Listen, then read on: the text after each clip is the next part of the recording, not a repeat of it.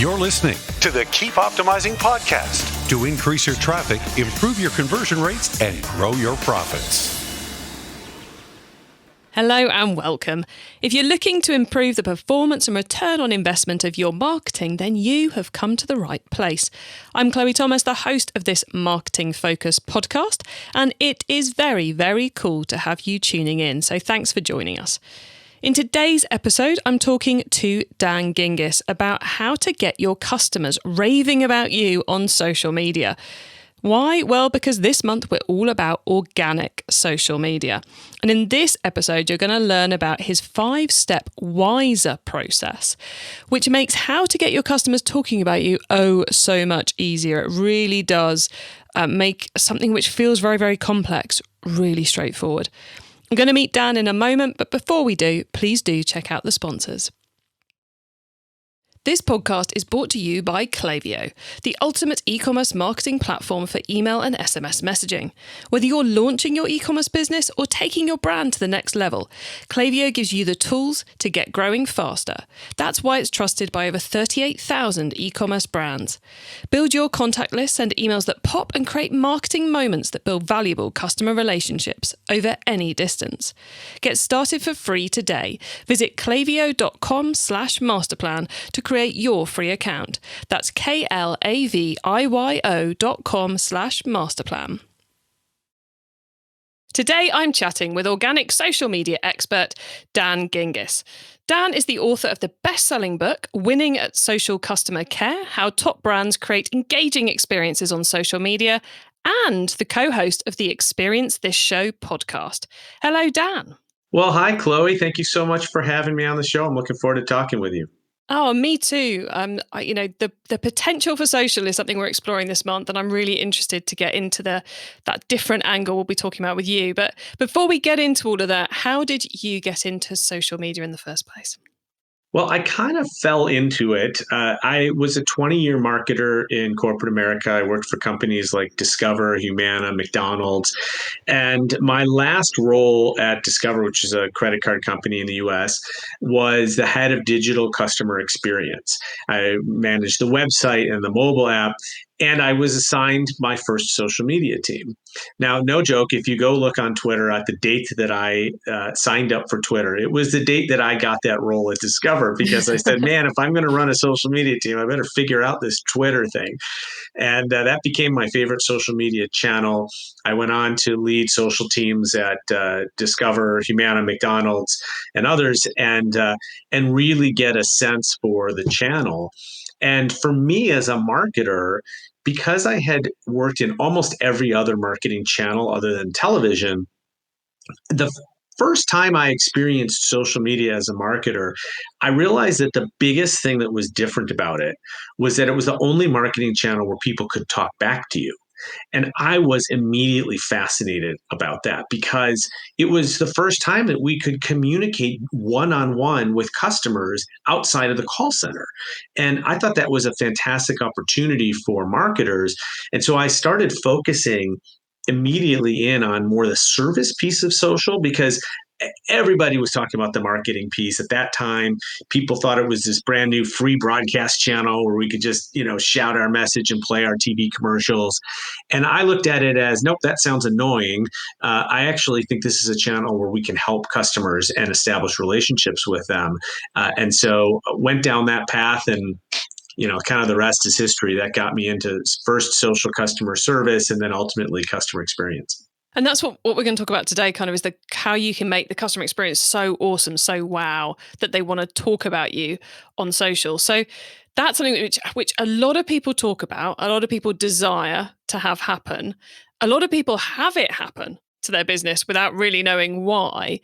But there's not many people who manage to create it. It seems to be something which either it works in the brand DNA or you get tumbleweed. So how can a retail brand, how can a business create a scenario where their customers are just wanting to talk about them?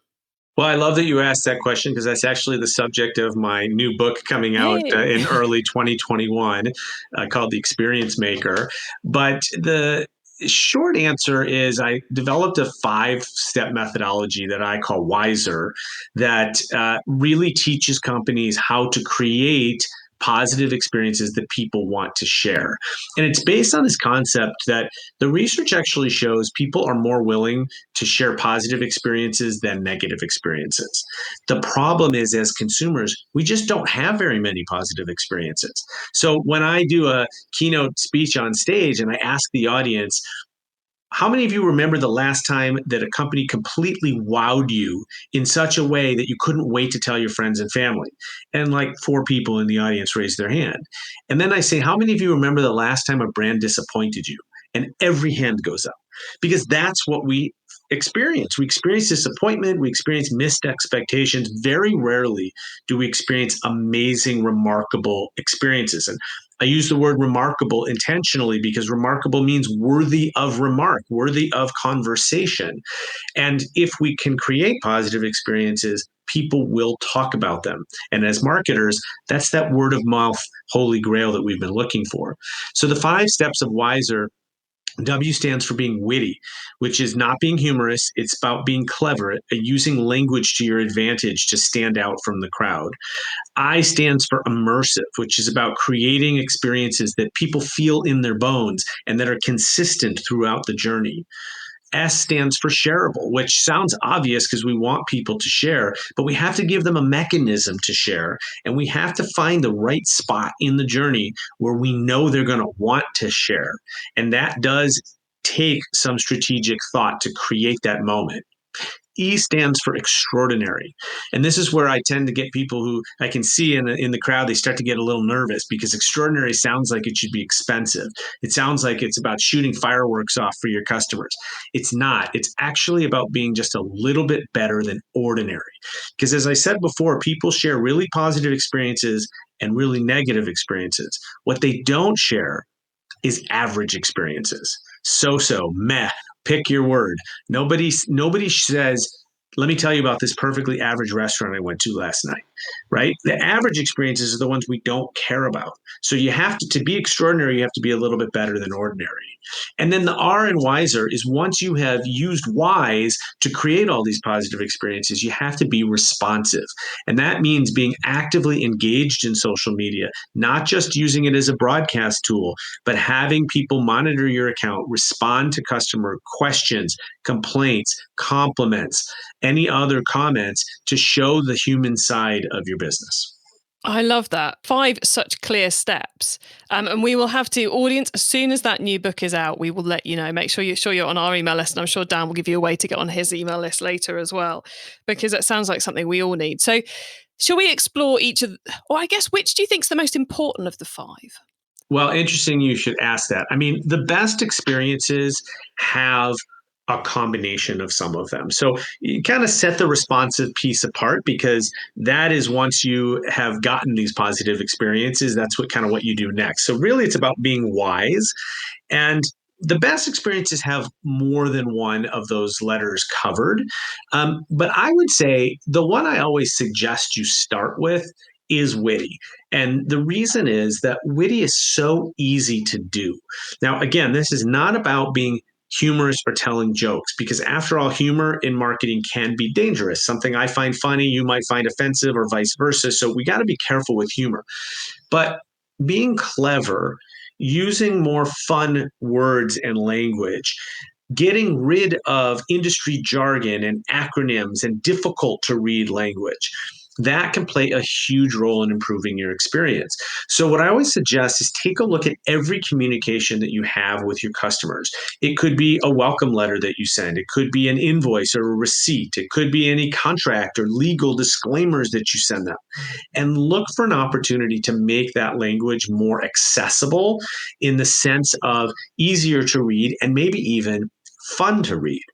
There's a company out of Malaysia called iFlix, which is an Asian Netflix competitor. And like many corporations, they have this disclaimer at the bottom of their corporate emails that says, if you're the unintended recipient of this email, you need to delete it or shred it or whatever. We take your firstborn child. And what iFlix did instead is, and I like to imagine this as sort of a it sounds like a stand-up comics joke. A lawyer and a marketer walk into a bar, and then what came out of it was the disclaimer that iFlix uses in their emails. It starts with 3 words in capital letters: covering our butts. Now, when you see that, Chloe, at the bottom of an email, what are you likely to do? You're likely to read the disclaimer because that gets your attention.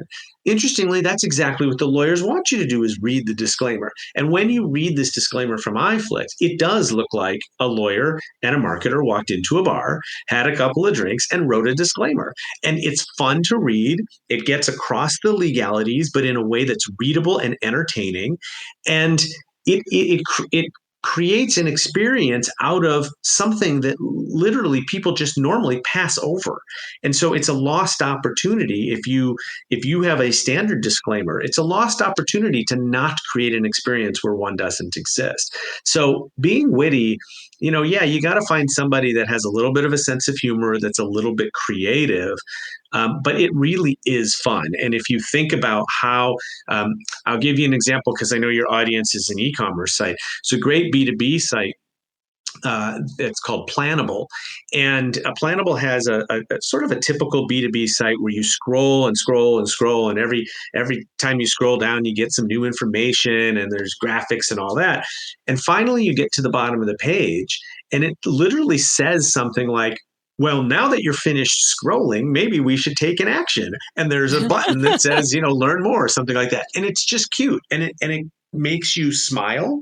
It doesn't make you belly laugh. It just makes you smile. And it tells you this company has a personality. They're fun. They're probably going to be good to do business with. And so that's where I would start because I think it's the easiest. I love the fact you've picked on witty because I think a lot of the time, especially in e-commerce, we think about trying to get people who bought a product to talk about us on social media, to share a picture of the product. But actually, with what you're saying about the focus on witty, it could be that they share some brilliant product copy that we've got on the page, or a funky homepage, or some cool marketing strategy we've done. So actually, the audience is not just those people who've actually bought from us. The audience is everyone who's visiting our website, which is a much bigger audience to potentially get someone doing something, sharing and getting excited about your brand on a social media channel. Absolutely. And not only will they share, but they're going to be more likely to purchase from you. Because if you think about what we look for in companies that we do business with, mostly, obviously we want companies that are honest, we want companies that are fairly priced, all that sort of thing. But really at the end of the day, especially now, we just want some level of humanity. And so we want to know that there's a human connection with the companies that we do business with. And that's why social is so powerful, because that's where we connect with people. And yeah, we connect with brands as well, but the brands that do it right in social aren't sitting in an ivory tower speaking on behalf of the brand. No, it's Susie in the call center that's talking to me. And I know Susie because the last time I tweeted, Susie responded to me. And I feel like Susie knows me. And I have a relationship with this company because of Susie. One of the things I like to say is that I believe we've gotten to a point where competing on price is a loser's game. If you think about the gas or petrol station down the street, if they change the price by 1 cent, and then the competitor copies it, eventually they're going to be giving away the gas for free. Competing on product has also become really difficult because everything's copyable today. Even one of the most innovative companies in the world, Uber, had its entire business copied by Lyft and others, right? So what's left? We compete on customer experience. And the beauty about customer experience is that it is created by humans. Your humans, the human beings at your company are unique by definition. No one else has your human beings. And so your human beings can create an experience that is not copyable. Because if you went to the competitor, you might find the same product and you might find the same price, but you're not going to find that same human experience. And so that's really the message that I would leave people with is bring some humanity to your marketing and to your company so that people don't just know you as a logo, but they know you on a more personal level and they feel like you know them in the same way. The other one of the 4 in the whys that really has me thinking right now is shareable? Because my brain's going, okay, so someone's scrolled and they've scrolled and they've scrolled and they've scrolled and they've seen the message that says, well, hey, you reached the end of the scrolling, let's do something. I can't see them screen grabbing that off their own back and sharing it somewhere. But also, it'd be kind of weird if you had a tweet this button next to it. Yeah. So how do we make it shareable without it sounding like, hey, we wrote something really cool, put it on Twitter or Instagram or whatever else? The funniest thing about shareable is that the number one thing you shouldn't do is tell people to share.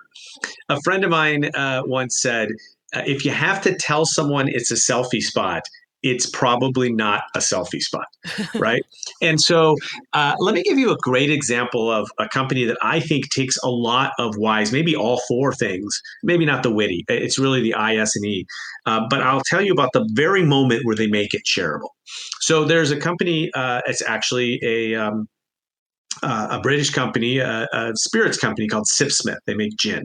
And Sipsmith, in the last year or two, arrived in the United States. And what they decided to do is they took a look at the experience of most liquor companies do tastings, and that's one of their biggest marketing efforts.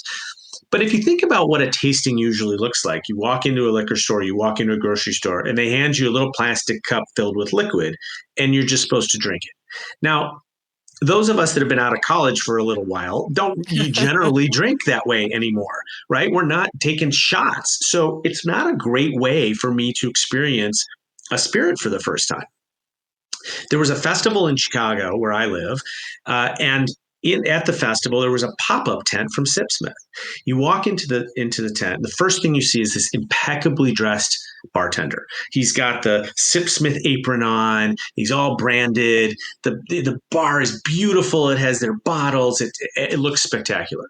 I walk up and he says, "Good afternoon." First thing he says is, "What kind of tonic would you like?" Now, fun fact, Chloe, I actually was a bartender in my previous life. I had no idea there were different kinds of tonics, but he taught me that there's Mediterranean tonic and there's citrus tonic and there's Indian tonic, and all of them have different flavor profiles. Fascinating. So I choose my tonic and he makes me a gin and tonic. He then sends me over to the garnish bar. Now, most people know that a gin and tonic is usually accompanied by a lime. At the garnish bar, they had 16 different garnishes that you could choose in any combination. There were lemons and limes and oranges, but there were dried strawberries and rose petals and black pepper balls and all sorts of things that you would never think of putting in a drink. Okay, so now we've been really immersive and we've been extraordinary because we've stood out from other tastings. Here's the part where they made it shareable. As soon as I was done picking my garnishes, they took me to the third and final station. They gave me a little card where I could name my drink, and I wrote it on the card. And then they gave me a little tiny clothespin where I could clip the card onto the little glass of gin and tonic that I had made. Now I have this moment where it becomes incredibly obvious without them saying anything that I'm going to take a picture of it and share it on Instagram. And that's what everybody did, right? And nowhere on there did it say, please share this on Instagram. But they added that moment in the experience where it just became if they didn't allow me to personalize my drink with the sign, it's probably otherwise, then I'm just taking a picture of a gin and tonic, which is not that exciting. But a gin and tonic that's got a handwritten sign with the name of my drink that I made on it, that is something that I want to share. And so it's that moment. And you have to find that moment. When I worked at the credit card company, we found that customers were happiest with us the moment they redeemed their rewards because they felt like they got free money, right? Like they're happy then. So if you're going to put tweet this out, if you're going to put a button on there, do it at the moment that you know they're really happy. And that's what we did because we knew that's the moment that people want to share. It's not just about asking people to share if you're not giving them something to share, right? So the best thing you can do is create an experience that is so obviously shareable that we want to do it without you reminding me. The next best thing is find the moment that you know people are happiest and want to share versus just putting a tweet this all over your site and kind of hoping that people find a spot. Yeah. Now, there's something you've said a couple of times whilst we've been speaking about the wiser process, which is, you've been praising brands, you've been mentioning the fact that it's not necessary to do WIS and E in that order, or that if you can do one of them well, you'll succeed. So I just want to kind of explore that a bit. Is it that we should, our aim eventually should be to be able to do all four plus the R, or is it that we should pick one and get great at it and that should work for us? I think that the experiences build on each other. And you can start wherever it makes sense for you to start. The reason why the Sipsmith experience is so remarkable is because it is immersive, shareable, and extraordinary. It's 3 out of the 4. I wouldn't say it was particularly witty. I suppose if they really wanted to be witty, maybe they could have put some things in the garnish bar that were humorous. But that's not what their brand is about. And I don't think they needed to do it. But the fact that they had 3 of the 4 really made it a spectacular experience. When you look at when you read my book eventually, or if you listen to one of my speeches, often companies can create great experiences with just one of them. And because all 4 of them on their own make you stand out. And remember, this is about being a little bit better than ordinary or standing out from everybody else. Most of the experiences that consumers have are what my millennial friends call meh. They're just there.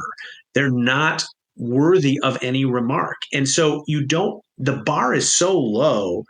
First of all, that's the good news. And you don't have to high jump over the bar. You just have to step over it. You just have to be a little bit better than what's out there.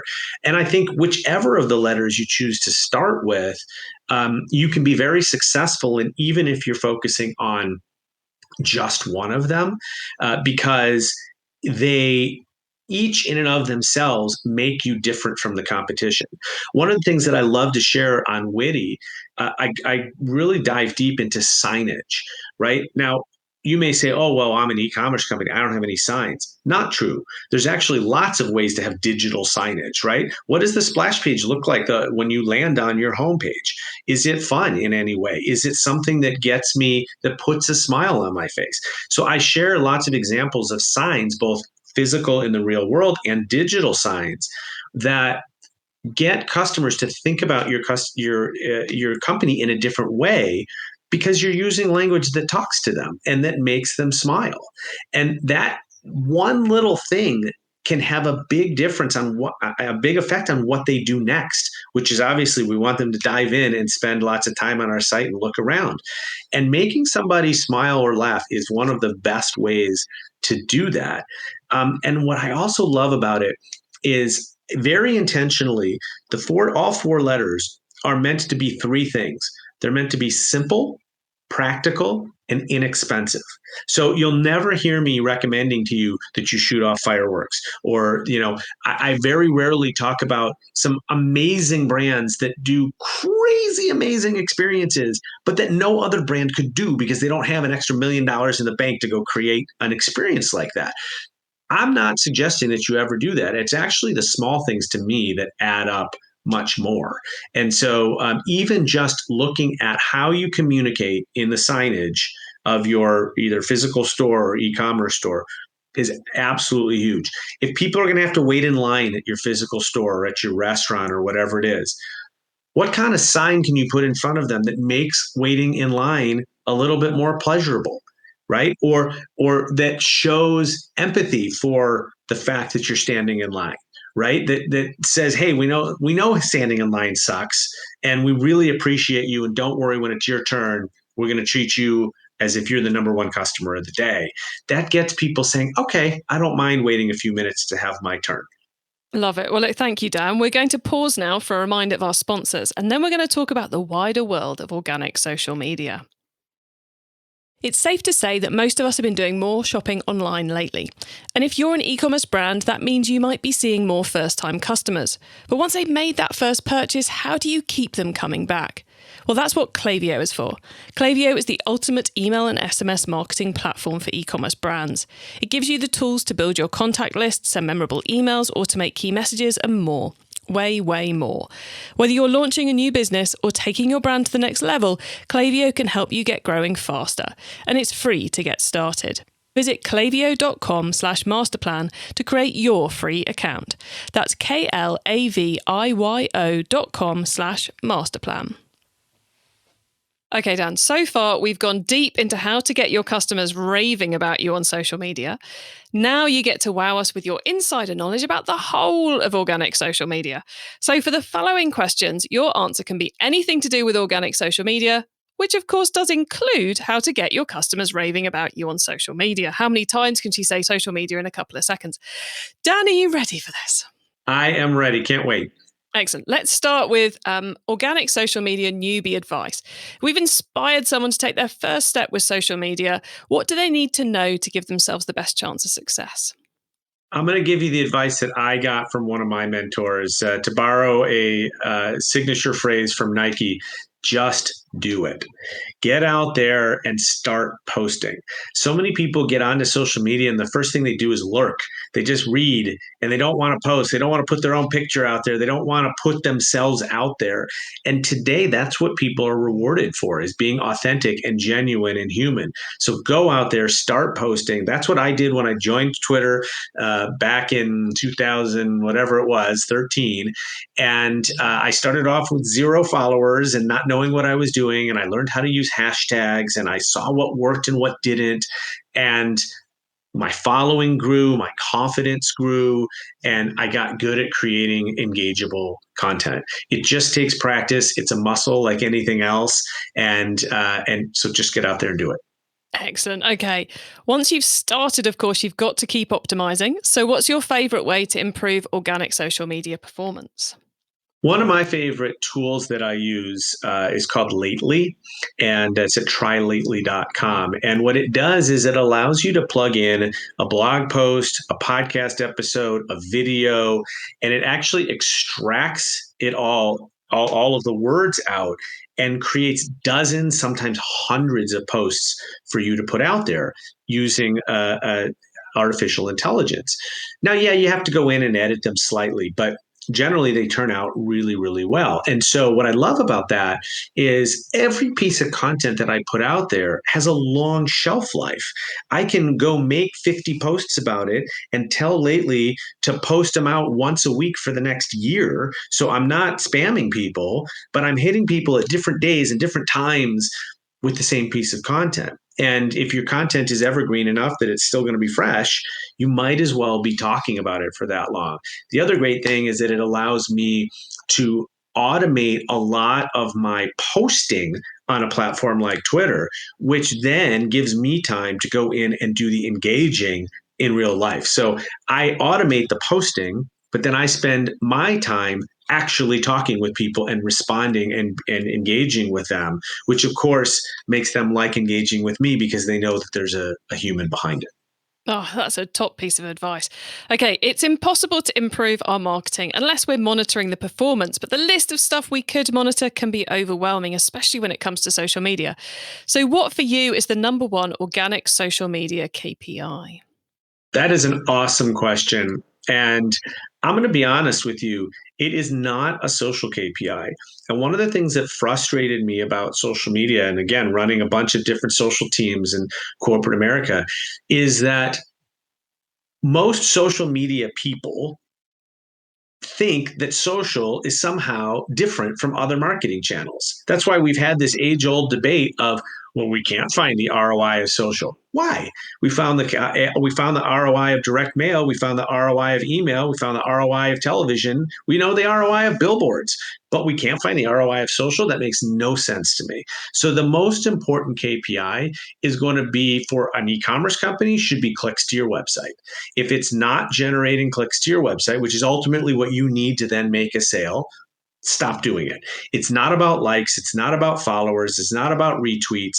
That stuff is all fun. Those vanity metrics are nice to talk about, but no CEO is going to care about them. And at the end of the day, it doesn't move your business forward. So think like a CEO. How is this making me money? And again, for an e-commerce, it's at a minimum bringing somebody to your website. Excellent. Right. Finally, crystal ball time. What's coming up in the next 6 to 12 months that we should be getting ready for in organic social media? I think that more and more people are moving to digital channels for customer service. They're frustrated with the phone. The pandemic has caused phone to be even a worse channel than it was before because hold times are so much longer. So people are coming to digital channels, and in particular, social is a big one. So if you're not ready to handle the R and wiser, which is being responsive, then you're going to be in trouble in the next 6 to 12 months. Remember that when people reach out to you, they do so because they care, even if they're complaining. The worst thing you can do, or the worst thing that happens to businesses, is people leave the company without even telling you what went wrong or why they're leaving. The ones that are complaining to you are at least telling you, which means they're giving you a chance to rescue that piece of business, that customer. We have to take that opportunity, because if we don't, that customer is not only a lost customer for us, but it's a gained customer for our competitor. So I think in the next 6 to 12 months, if you are not already actively engaging and being responsive with your customers, you're going to lose out. And to me, that is as organic as it gets, because it is talking with your customers on a human level. Oh, good advice. Well, look, Dan, you've shared so much with us, and we're very nearly at the end of the show. So could you please let listeners know where they can find you and your business on the web and social media, please? Absolutely. Well, you can find me on my website at dangingiss.com. That's DANGINGISS.com. My company is called The Experience Maker. So if you want to go to theexperiencemaker.com, shockingly, it's going to bring you to dangingiss.com. So you can remember whichever one of those you want. I am on Twitter at dgingiss, and also very active on LinkedIn. And I practice what I preach. So if you reach out to me on any of those channels, I promise I will be responsive.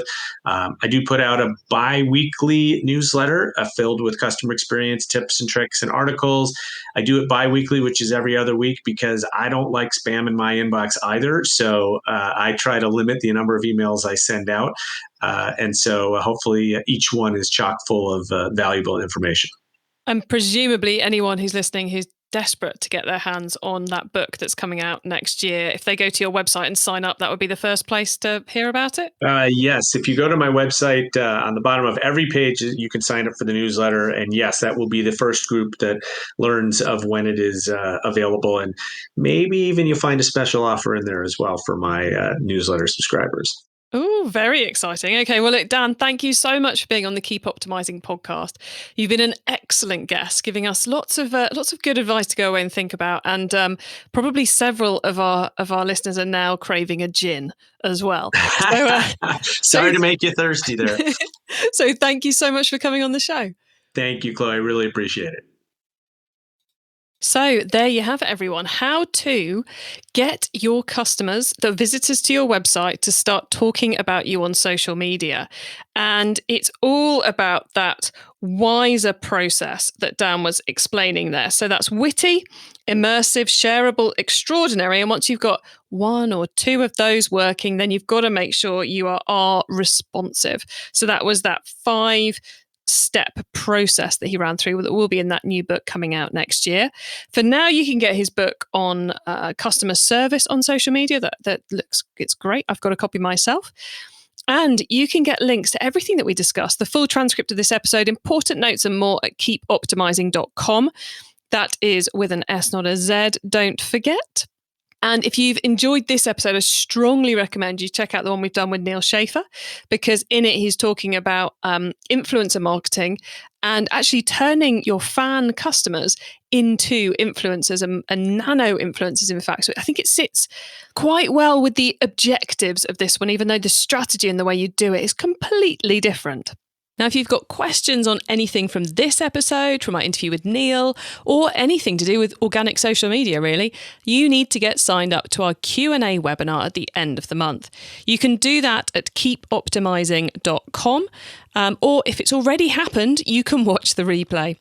Thank you for tuning in to this episode of the Keep Optimizing podcast, and please do spread the word to your fellow marketers about the show, because the whole point of me creating this is to help as many of you as possible to improve the performance of your marketing. So spreading the word would be an awesome thing to do. You'll help them and you'll help me, and you'll make yourself look awesome because you'll be telling about them about something that's going to help them. everybody wins.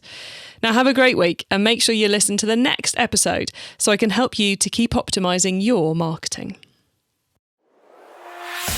Access everything Keep Optimizing at keepoptimizing.com. That's with an S, not a Z.